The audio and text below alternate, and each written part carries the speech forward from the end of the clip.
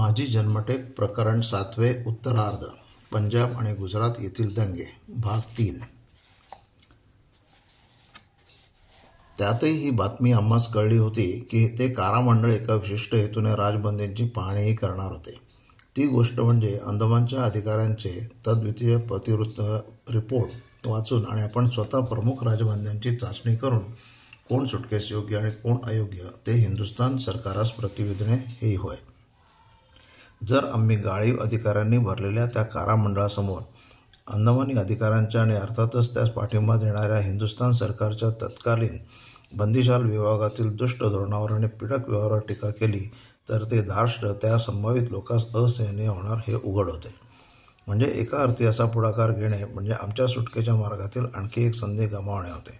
आणि उलट पक्षी जर हा राजबंदिवानांचा उभ्या वसाहतीचा अत्याग्रह अवमानलेला तर आजपर्यंत राजबंदिवानात त्यातील शेकडो जणांनी जे सहाय्य दिले आणि आदर दाखवला त्याचे ऋण न फेडता त्यांचे छळ टाळण्याची हाती चालून आलेली एक महत्त्वाची संधी गमावणे होते. ते 10-12 हजार बंदिवान आणि त्यांचे न्याय गाऱ्हाणे इतक्या लोकांचे दुःख खऱ्या छळांचे नुसते उल्लेख करून अशा चौकशीच्या वेळी वेशीवर टांगण्यास जर आपण कचरलो तर ती चौकशी करणे सरकारास भाग पडावे म्हणून केलेले स्वतःचे सार्वजनिक परिश्रमच व्यर्थ जाऊ देणे नव्हते का? कारण ही चौकशी आमच्या सर्वांच्या सतत यत्नांनी सोसलेल्या छळांनी आणि केलेल्या प्रतिवादांनीच आणली होती. दुसरे कोणीही ते कथन केले असते तर ते इतके परिणामकारक होणारे नव्हते हे आम्हास प्रामाणिकपणे इतर हजारो बंदिवानांप्रमाणेच वाटत असल्यामुळे कारामंडळापुढे साक्ष देणे आम्हास कर्तव्य वाटू लागले.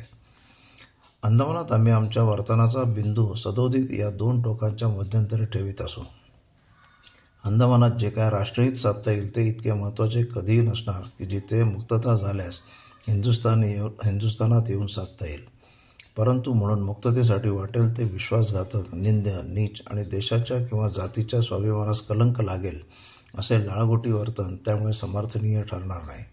कारण त्यायोगे होणारी मुक्तता ही राष्ट्रास अधिक हितकारक होण्यापेक्षा स्वतःच्या उदाहरणाने अधिक अनीतिमान आणि राष्ट्रघातकी मात्र होणार होती. तेव्हा असे वर्तन टाळून जर मुक्तता मिळण्याची निश्चित संधी मिळत असेल तर ती साधावयाची. ती निश्चित संधी मिळतो त्या परिस्थितीतच जे काय राष्ट्रहित साधता येईल ते साधण्याचा प्रयत्न करीत राहून दिवस कंठावायचे. त्यातही शक्यतो ज्यांच्यावर सरकारचा इतका उग्र दोष व तीव्र दृष्टी नाही तोवर त्यांच्याकडून ती कृत्य करावयाची. जेव्हा आपणा वाचून ती त्या परिस्थितीतही शक्य असलेली सार्वजनिक चळवळ करण्यास दुसरे कोणी इतके इच्छुक वा समर्थ नसेल तेव्हा ती प्रकरणे स्वतः करायची. मुक्ततेचा संभव दिसत असता दाटून दौडायचा नाही, पण तो निश्चित संभव नसता केवळ आषाढभूत भ्याडपणाने नाहीतर सोडणार नाहीत असे म्हणत अंदमानात स्वकीयांचे चाललेले छळ निमूटपणे पाहतही बसायचे नाही. कारण अंती आमची सुटका अंदमानातील आमच्या वर्तनावर जितकी अवलंबून असे त्यापेक्षा ती हिंदुस्थानातील राजकीय वातावरणातील उष्णतेवरच अनंतपटीने अवलंबून असणार हे आम्हास पक्के ठाऊक होते. ते हिंदुस्थानातील वातावरण जोवर राजकीय बंदिवानास सोडण्यासाठी चाललेल्या चळवळीने आणि लोकमतास काहीतरी राजकीय महत्त्व प्राप्त होण्या इतके तप्त झाले नव्हते तोपर्यंत अगदी बारी वाक्यम प्रमाणम असं म्हणून बसलेले आणि कोणत्याही सार्वजनिक कार्यात न पडणारे असे जे राजबंदी होते तेही माझ्यासारखे तिथे सडत पडले होते. त्यास ते सरकार समंजस समजू लागले आणि थोड्याफार सवलती इतरांहून अधिक देऊ लागले. तेव्हा इतरांच्या चळवळी अधिकाऱ्यांच्या कठोर वर्तनाचा निषेध करू लागल्या. तेव्हाच इतर दृष्टशील झाले नसते तर ते समंजसही सुशील म्हणून सरकारास वाटले नसते. राजबंदिवान वर्गाची सुटका कारागारात त्यांनी कितीही गायपण स्वीकारले तरी तेवढ्याने करण्याइतके सरकार भोळे नव्हते. ती झाली तर मुख्यत्वे करून हिंदुस्थानातील राजकारणी डावपेचात तो एक पेच अनुकूल होईल असे वाटणे इतके लोकमत प्रबळ होईल तेव्हाच. हे आम्हास कारागारीय नव्हे तर ऐतिहासिक अनुभवानेच निश्चितपणे माहीत होते. हा आमच्या नेहमीच्या धोरणाप्रमाणे आम्ही मध्यम मार्ग स्वीकारला. हजारो बंदिवानांचे छळ आपणा इतके परिणामकारक कोणासही कळता येणार नाहीत म्हणून आम्ही कारामंडळासमोर साक्ष देण्याचे ठरवले. परंतु आपण होऊन पुढे न जाता ते कारामंडळ जर आपणाकडे वस्तुस्थिती विचारण्यास चालून आले तर ते सांगावे आणि त्यातही ज्या गोष्टी अगदी आपणास सत्य म्हणून सिद्ध करता येतील तितक्याच सांगाव्या असे आम्ही ठरवले. त्यांनी विचारले असता सत्य ते सांगण्यासाठीही जर सरकार आम्हास दृष्टशील समजून सोडणार नसेल तरी त्यांच्या मनात काहीतरी निमित्ताने सोडायचे नव्हते हे नाहीतर दुसरे निमित्त सांगतील असेच अपरिहार्य होते. मग एवी सुटका नसेल तर हजारो बंदिवानांच्या आणि विशेष राजबंदिवानांच्या वर्गाचे शक्य ते हित न करणे म्हणजे कर्तव्य चुकणे होय असे आम्हास वाटले. शेवटी जेव्हा कारामंडळ अंदमानात आले तेव्हा ते अपेक्षेप्रमाणे नीट आम्हास विचारित आमच्या कोठडीतच आले. त्यात मुंबईच्या कारागार विभागात जन्मभर अधिकार गाजवलेले जॅक्सन साहेबही होते. पानगलचे राजे आणि इतर उच्चपदस्थ लोक होते. त्यांनी अंदमानच्या वसाहतीची, कारागारातील व्यवस्थेची, राजबंदिवान वर्गाची चर्चा आपण होऊन प्रश्नोत्तरांच्या ओघात काढली. तेव्हा आम्ही त्या विषयाची यथास्थित माहिती त्यांच्यापुढे ठेवली. त्यातील 1-2 चुटके संभाषणाचे धोरण ध्यानात ठेवण्यासाठी खाली देतो. राजबंदिवानांवर झालेल्या अनेक अत्याचारांची कर्मकथा ही ज्या पुस्तकात हेतवर वर्णित असता भानसिंगाच्या मारहाणीची माहिती आम्ही सांगितली. तेव्हा त्या संभाषणात अधिकाऱ्यांचा पक्ष गोऱ्या सभासदांहूनही उद्धट आणि रागारागाने समर्थन करणारा एक हिंदी सभासद म्हणाला, पण भामसिंगाच्या अंगावरचे घाव मारहाणीचेच पडले हे तुम्हास कशावरून वाटले? मी म्हणालो, ते आपोआप पडले हे गृहीत धरता येईना म्हणून. कारामंडळातील अन्य सभासद म्हणाले, तो जिना उतरत असता भोवळ येऊन पडला होता, त्याने ते घाव पडले होते. तुम्ही मारहाणीच्या वेळी समक्ष नव्हता ना, मग ऐकीव माहिती कुचका माझे. मी म्हणालो, पण भानसिंग आपण म्हणता तसा जिन्यावरून पडला तेव्हा आपण स्वतः तिथे होता का? नाही. तर मग आपणासही ही ऐकीव माहितीच कोणीतरी कळवली, मग तीही कुचका माझीच. केवळ माझ्या माहितीपेक्षा ती अधिक अविश्वसनीय, कारण ती घटना घडताना आपण एका समुद्राआड हिंदुस्थानात होतात आणि मी हा एका भिंतीआड इथे होतो. मी ते ओरडणे, मारो, मारा इत्यादी आवाजांची आणि धावपळीची गडबड प्रत्यक्ष ऐकली आणि पाहिली आणि अगदी तेथे असणाऱ्या प्रत्येक मनुष्यांनी एका 5 मिनिटाच्या आत मला ती घटना सांगितली. सभासद म्हणाले, आम्हास अधिकाऱ्यांनी माहिती दिली आहे. मी म्हणालो, आणि मला त्या प्रसंगी उपस्थित असलेल्या राजबंदीने दिली. ते राजबंदी अधिकाऱ्यांहून कमी विश्वसनीय आहे असे मला वाटत नाही. येथील कारागारांचे खालचे अधिकारीच आगळीक करणारे असल्याने ते घटना विकृत करून सांगणे अधिक संभवनीय आहे. आणि वरिष्ठ अधिकारी घटनास्थळी स्वतः नव्हते. त्या व्यतिरिक्त मी भानसिंगाच्या अंगावर छडीचा वळ रुग्णालयात स्वतः पाहिला होता. नंतर माझ्या मतासंबंधी आडून पाडून चर्चा करीत एकजण म्हणाला, पण तुम्हाला कारागृहावर सोडले तर तुम्ही काय करणार? दुसरा सभासद मी उत्तर देण्यापूर्वीच उपरोधिक हसून म्हणाला, राजद्रोह फलवण्याचे काम पुन्हा सुरू करणार. मी म्हटले, तुम्ही स्वतःला अंतरज्ञ समजता आम्हासे असे दिसते. नाहीतर माझ्या मनात काय ते तुम्हीच सांगण्यासाठी पुढे झाला नसता. बरे समजा तुम्ही म्हणता तसे राजद्रोह फैलवण्याचे काम मी पुन्हा सुरू केले तर मला तुम्ही पुन्हा धरू शकाल. पुढे कोणी चोरी करेल म्हणून आज त्याने असे काही केले नसताही त्या कारागारात कोणास त्याच्या इतर साथीदारांहून आणि तुमच्याच नियमाविरुद्ध त्यास डांबून टाकाल की काय? तुमच्या नियमांच्या आधारेच मला कारागारावर सोडण्यात आहे.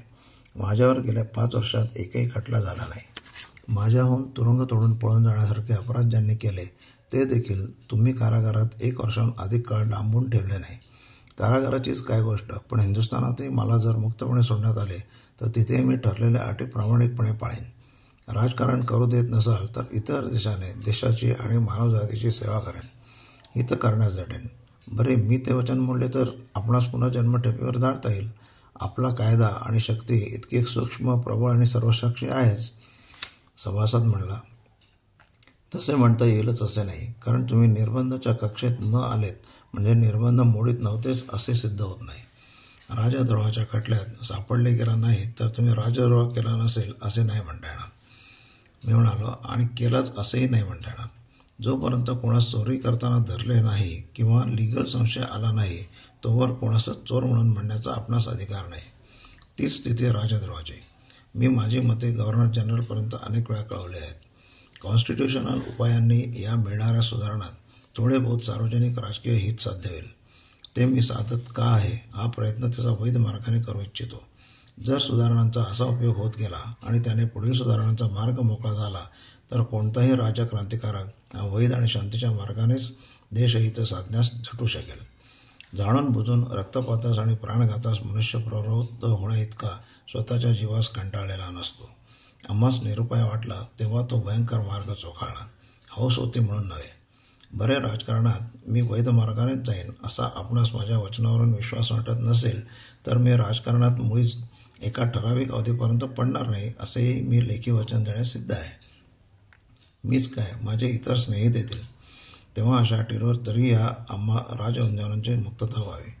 राजकारणाव्यतिरिक्त मार्गेही आम्ही पुष्कळ लोकसेवा आणि साहित्यसेवा करू शकू. तीही का बंद करता? हे जितके प्रामाणिक, शूर आणि स्वार्थत्यागी आत्मे आणि शक्ती या दगडी भिंतीआड व्यर्थ का राहू देता? आयर्लंडच्या बंडखोरास 10 सोडलेत. त्यांनी 10 अटी मोडल्या. तरी पुन्हा त्यांनी वचन देताच 11वी संधी तुम्ही दिलीत. मग आमच्यावर एवढा तरी विश्वास टाकून का पाहू नये? एक संधी तरी आम्हास का देऊ नये? या सुरात 1.5 तास संभाषण झाले. अंदमानातील कारा संस्थेचे सर्व भयंकर स्वरूप आणि जंगल काम, रबर काम इत्यादी कामात बंदींचे होणारे असह्य पीडन यांची कहाणी सांगितली. ती या ग्रंथात दिलेलीच आहे, म्हणून द्विरोक्ती नको. त्याचप्रमाणे एकंदर दंडविज्ञान आणि शिक्षाविज्ञान, क्रिमिनल लॉ अँड पेनॉलॉजी यांचे मूळ ध्येय आणि व्यवहार कसा असावा आणि आहे, तसेच कारा संस्थेचे इंग्लंडातील बोर्स्टल्स संस्थेपासून तो अमेरिका इत्यादी ठिकाणच्या नव्या प्रयोगाविषयी आमच्याशी कारा मंडळाने चर्चा केली. नंतर त्याचा सुसंगत सारांश एका अर्जात लेखी धडाव्यास सांगून ते मंडळ गेले. आमच्याप्रमाणेच राजबंदीवानातील आणखी 2-4 अर्ज त्यांनी मागवले होते. बाहेरही जिल्ह्यातून आमच्या ठराविक पद्धतीच्या भाषेने निरनिराळ्या पुढारी बंदींनी आवेदने पत्रे धाडली. अर्थातच त्यास त्यांच्यापुरतीच चर्चा करता आली. राजबंदीवानातील 1-2 आवेदनपत्रे अगदी निर्भीड होती. सर्वांची मागणी एकमुखीच होती. अंदमानाची वसाहत आहे तशी न चालवता तत्काळ बंद करावी असा जिकडून तिकडून आवाज उठला. बहुतेक तर अंदमानाची बंदीवान वसाहत अंमलातच बंद करावी अशी मागणी करू लागले. हिंदुस्थानाच्या पत्रातून अर्थातच अंदमानचा छळ बंद करण्यास ती वसाहत बंद केली पाहिजे असा गवगावा झाला. बंगालीत प्रमुख लेख तसे झाले. कारण वसाहतच बंद करणे आणि वसाहतीचे ते स्वरूप बदलणे यातील फरक, तिकडची बारीक माहिती किंवा यथार्थ स्वरूप हिंदुस्थानात कोणासच माहीत नव्हते आणि ते सूक्ष्म फरक तिकडील बंदीवानास तत्काळ ग्रहण करता येणारे नव्हते. म्हणून अंदमानाच्या वसाहतीस तोडा या भाषणाचा बरोबर अर्थ त्या गडबडीत व्यक्त झाला नाही. तरीही आमच्या आवेदनपत्रात आम्ही त्या प्रश्नाचे दिग्दर्शन केले होते. त्या भेदामुळे पुढे बंदीवानांच्या साधारण प्रवृत्तीस आम्हास तीव्र विरोध कसा करावा लागला हे पुढे स्पष्ट होईलच. आमच्या आवेदनपत्रात कारा संस्था आणि शिक्षा विज्ञानाच्या ध्येय आणि व्यवहाराविषयी जी चर्चा केली होती तिची रूपरेषा खाली दिली आहे. कारावासांची व्यवस्था कशी असावी? शिक्षा विज्ञानाच्या ध्येय दंडिताची आत्मिक, मानसिक आणि शारीरिक सुधारणा हे असावे. सूड उगवणे हे नव्हे. या नैतिक सुधारणेस शक्य असणारे आणि नैतिक अवनतीस रोखणारे एक परिणामकारक साधन म्हणून काय तो यथाप्रमाण आणि अत्यावश्यक इतका प्रतिशोध आणि शासन याचा अवलंब केला जावा. अजूनपर्यंत मनुष्य स्वभावातील क्रूर प्रवृत्तीचा समूळ नायनाट झाला नसल्याने आणि दंडाच्या भयाने नीतिभयापेक्षा अनेक मनुष्य एकंदरीत अधिक संयमयुक्त राहून सामाजिक बंधने पाळतात हा अनुभव वरचेवर येत असल्याने अपराध्यास अपराधाच्या अपेक्षित सुखापेक्षा अपराध केल्याने अधिक दुःखच होते अशी प्रत्यक्ष भीती वाटावी इतका दंड देणे अवश्य आहे. पण तो व्यक्तिविशेषाच्या आणि अपराधाच्या परिस्थितीनुरूप न्यूनधिकत्वे कठोर असावा. सहसा वेतनची किंवा फाशीची शिक्षा जरी आज निश्चित मानता आली नाही तरी त्या व्यक्तीस कोणाच्याही इतर उपायाने सुधारणे अशक्य वाटत आहे त्या व्यक्तीसच देण्यात यावी. जे दंडित होतात त्यात अल्पवय, सुधारणीय स्वभाव, अपराधांचा पश्चाताप, अपराधाची वा दंडित होण्याची संख्या इत्यादी काही ठळक मापाने वर्गीकरण करावे आणि त्यांची सुधारणीय किंवा दुःसुधारणीय, दंडनीय किंवा दयनीय, टू बी पिटीड अशी भिन्न विभागात वाटणी व्हावी. त्यांच्यात शक्य ते संमेलन घडू देऊ नये. सुधारणीय किंवा दंडनीय वर्गास अवरोध एकाच प्रतीचा असला तरी सौम्य शासनाखाली ठेवावे आणि विरुद्ध वर्गास सापेक्षता कठोर आणि कडक शासनात ठेवावे. सुधारणेप्रमाणे या वर्गातील त्या वर्गात किंवा त्या वर्गातील या वर्गात घालण्यात यावे. दंडितांकडून काम करून कामगार संस्थेची आर्थिक स्थिती सुधारावी किंवा अर्थप्राप्ती व्हावी हा मुख्य उद्देश केव्हाही असू नये. तर त्यास होते त्याहून चांगले नागरिक करून स्वतंत्र जगात पुन्हा त्यास सोडता यावे असे शिक्षण त्यास सक्तीने देण्यात यावे. अंदमानासारख्या ठिकाणी शिक्षण न घेण्याची अप्रत्यक्ष सक्ती जी असे ती तर केवळ सैतानी वृत्तीचेच द्योतक होती. कामाच्या सक्तीपेक्षा शिक्षणाची सक्ती बंदीवानांवर केली जावी. शिक्षण विशेषतः सामाजिक, सद्गुण आणि मानसिक नीतिमत्ता वाढवणारे असावे. विशेषतः 20-22 वर्षापर्यंतचे दंडित हे कधीही असुधारणीय म्हणून समजले जाऊ नयेत. मग त्यांचा लिगल अपराध कोणचा का असेना, भावी नागरिक त्यास करता येईल अशा निर्धाराने व्यक्ती स्वभावाप्रमाणे कडक व सौम्य शिस्त त्यास लावून शिक्षण देण्यात यावे. समाजाला उपयोगी आणि त्यांच्या चरितार्थाला पोषक असे धंदे त्यास शिकवण्यात यावे. राष्ट्रीय आणि मानवीय गुण त्यांच्यात विकास पावण्यास सहाय्यक होणाऱ्या मनोरंजनाची, संगीत, चित्रपट इत्यादींची परवानगी मधून त्यांना देण्यात यावी. अर्थातच त्यांची स्थिती नेहमीच इतकी कष्टप्रद असलीच पाहिजे की त्यायोगे त्यास कारागार हे बाहेरच्या जगताहून त्रासदायक आणि दुस्सह वाटावे. पण ती दुस्सहता आपणच आपणावर ओढवून घेतली आहे आणि नियमानुकूल वागून सामाजिक सद्गुण शिकू तर जितके लवकर शिकू तितके लवकर आपणास पुन्हा त्या समाजात स्वतंत्रपणे सुख अनुभवास मिळेल अशी निश्चिती आणि जाणीव त्यांच्यात उत्पन्न केली जावी आणि अनुभवांती ती यथार्थ आहे असे त्यास प्रत्यंतर घेता यावे. काही वंशातच पापप्रवणता जन्मसिद्ध असते हे तत्त्व अगदी उत्कटपणे आढळून येईल. त्याच विशिष्ट उदाहरणापुरते अवलंबिले जावे. साधारणतः ते सिद्ध होण्यास इतका पुरावा पाहिजे त्याच्या शतांशसुद्धा अजून मिळालेला नाही. उलट पुरावा वाटेल तितका सापडतो. वरील रूपरेखा अत्यंत त्रुटकपणे दिली असल्याने त्यातील काही विधाने शंकास्पद वाटतील, परंतु आम्ही तोंडी चर्चेत ती विशद करून सांगितली होती. अंदमानासंबंधी आमचे धोरण आम्ही असे दर्शवले की जलवायूच्या दृष्टीने अंदमान हे सध्या जरी आरोग्यघातक असले तरी ते प्रयत्नांनी आरोग्यप्रद होऊ शकेल. राहणे आणि व्यवस्था उत्तम असेल तर आजही अंदमानात दीर्घायुषी आणि आरोग्यवान जनता नांदू शकेल. उदाहरणार्थ इंग्रजाधिक सुखवस्तू अधिकारी तिकडे चांगले धष्टपुष्ट राहू शकतात. ज्या लोकांच्या स्वभावात अपवाद स्वरूप क्रौर्य प्रवणत्व दिसून येते किंवा सामाजिक नियम ज्यांनी वारंवार भंग केल्याने सभ्य समाजात त्यांना नांदता येत नाही अशा लोकांस हिंदुस्थानात कारागारातून व्यर्थ कुजवीत मारण्यापेक्षा त्यास अंदमानसारख्या बेटात वसाहत करावयास लावणे राष्ट्रीयदृष्ट्या आवश्यक आहे. त्यायोगे त्यांच्या यशास काहीतरी सामाजिक फळ येईल. त्यांचे व्यक्तिजीवनही त्यास अधिक सुखकर आणि सुधारणीय वाटू लागेल. कारण सभ्य जगातील सौम्य निर्बंधात जरी त्यांना समाज करून राहता आले नाही तरी त्यांच्या उद्दंड प्रवृत्तीस वशीभूत करेल अशा कडक शिस्तीस त्यास समाज करून राहता येईल.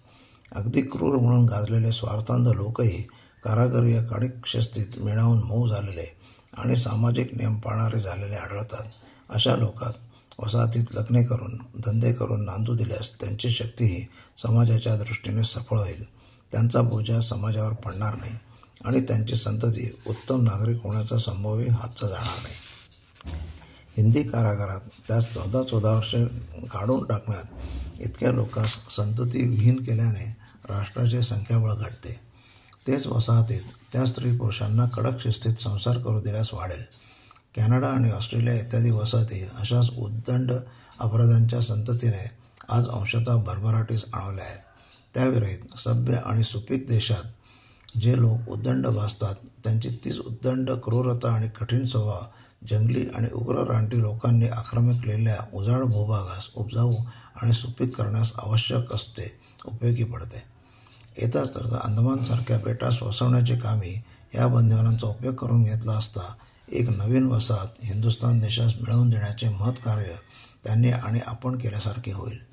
या कारणासाठी आम्ही अंदमानची बंदिवान वसाहत बंद करावी या मताचे नसून केवळ त्या वसाहतीचे सध्याचे रानटी आणि क्रूर धोरण आणि निर्बंध जेवढे बदलावे असे आमचे मत आहे. अंदमानात काम चुकून घ्या हे ध्येय नसावे, हे ध्येय बदलावे. पण अंदमानात आलेल्या बंदिवानास व्यक्तिपरत्वे आणि वर्गपरत्वे असे वागवा की ते आणि निदान त्यांची संतती उत्तम नागरिक व्हावेत आणि हिंदुस्थान देशाच्या संस्कृतीस आणि समाजास ही वसाहत त्यांनी एक नवा उपहार म्हणून अर्पण करावा. आम्ही म्हणतो तसे केल्यास अंदमानचे महत्त्व किंवा त्यास वसवण्या प्रत्यर्थ आजपर्यंत झालेला कोट्यावधी रुपयांचा व्यय व्यर्थ जाईल म्हणून जी अधिकारास धास्ती वाटत आहे ती वाटण्याचे काही एक कारण उरणार नाही. इतकेच नव्हे तर अंदमानचे महत्त्व कल्पनेबाहेर उलट वाढवण्यासच ही व्यवस्था कल्पनेबाहेर कारणीभूत होईल. ज्या दिवशी आम्ही अंदमानात पाय टाकला त्या दिवसापासून आम्हास असे वाटत आहे की हिंदुस्थानचा अंदमान हा एक जलदुर्ग आहे.